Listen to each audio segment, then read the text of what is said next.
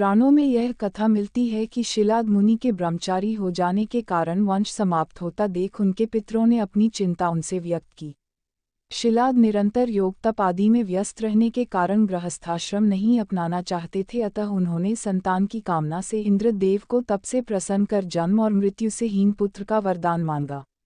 इंद्र ने इसमें असमर्थता प्रकट की तथा भगवान शिव को प्रसन्न करने के लिए कहा। तब शिलाद ने कठोर तपस्या कर शिव को प्रसन्न किया और उनके ही समान मृत्युहीन तथा दिव्य पुत्र की मांग की। भगवान शंकर ने स्वयं शिलाद के पुत्र रूप में प्रकट होने का वरदान दिया। कुछ समय बाद भूमि जोतते समय शिलाद को एक बालक मिला। शिलाद ने उसका नाम नंदी रखा। उसको बड़ा होते देख भगवान शंकर ने मित्र और वरुण नाम के 2 मुनि शिलाद के आश्रम में भेजे, जिन्होंने नंदी को देखकर भविष्यवाणी की कि नंदी अल्पायु है। नंदी को जब यह ज्ञात हुआ तो वह महादेव की आराधना से मृत्यु को जीतने के लिए वन में चला गया। वन में उसने शिव का ध्यान आरंभ किया। भगवान शिव नंदी के तप से प्रसन्न हुए व दर्शन वरदान दिया। वत्स नंदी, तुम मृत्यु से भय से मुक्त, अजर अमर और अदू ही हो। मेरे अनुग्रह से तुम्हें जरा जन्म और मृत्यु किसी से भी भय नहीं होगा।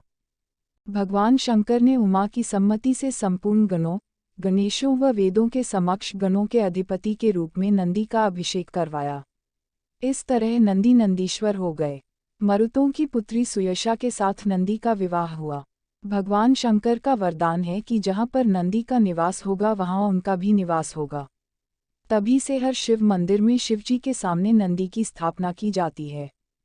शिवजी का वाहन नंदी पुरुषार्थ अर्थात परिश्रम का प्रतीक है।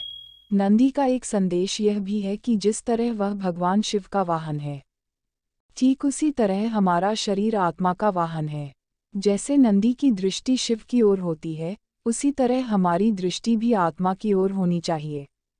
हर व्यक्ति को अपने दोषों को देखना चाहिए। हमेशा दूसरों के लिए अच्छी भावना रखना चाहिए।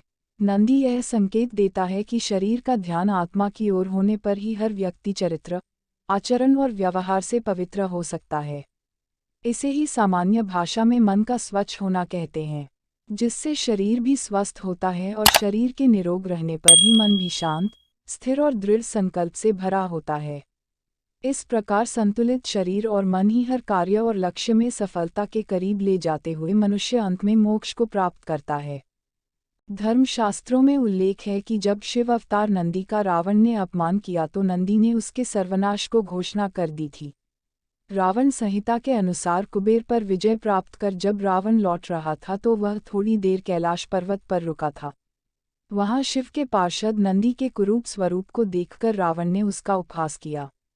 नंदी ने क्रोध में आकर रावण को यह श्राप दिया कि मेरे जिस पशु स्वरूप को देखकर तू इतना हंस रहा है, उसी पशु स्वरूप के जीव तेरे विनाश का कारण बनेंगे।